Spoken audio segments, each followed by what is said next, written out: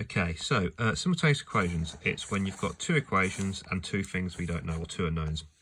And when this gets developed, you can have three unknowns and therefore three equations. Now it's the same steps every time.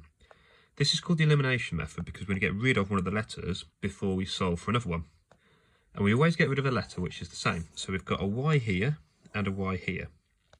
Now to get rid of them, if we do y take away y, it disappears. And the little trick is if these symbols are the same, which they are, you take away. So if these were both minuses, you take away as well. So when we take these away, we've got 3x take 2x, which is x.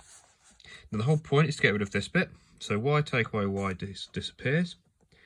And then we've got 7 take away 6, which is 1. So that tells us that x is equal to 1. Now if we've got x, we can now find y. So if we want to find y, what we can do is we can substitute it into one of these equations. And that doesn't matter because y will be the same for both of them. But I tend to pick the one which is easiest, which is with the lowest numbers. So I'll probably put it in this one here. So instead of x, we can put 1. So for y, we've got 2 times 1, which is 2, add y equals 6. So 2 add y equals 6. Therefore, y has to be 4 because 2 add 4 equals 6. A similar sort of one. Here we've got y, so this is the one that's the same, these are the letters that are the same, and it's got the same symbol. So I said if they're the same symbols, you take away. Now the reason being is if you've got minus y and you take away another minus y, that minus and a minus make a plus, and you've got minus y, add y, which makes it 0, eliminates it. Now this one I'm going to do a little bit differently. I'm going to start from the bottom and take away from the top. So I've got 5x, take away 2x, which is 3x.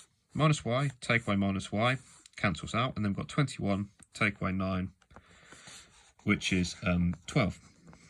Now to get x, we have to divide by 3, so x is equal to 4. Now if I call this equation 1, this equation 2, we need to find what y is. Now it doesn't matter which equation you use, I'm going to substitute into 1. So I'm going to put subs into 1. So I've got 2 times 4, take away y equals 9. So this is 8. Take away y equals 9. So what number do we take away from 8 to get 9? Well, it has to be minus 1. So y has got to be minus 1 because 8 take away minus 1 gives you 9. So x is equal to 4 and y is equal to minus 1.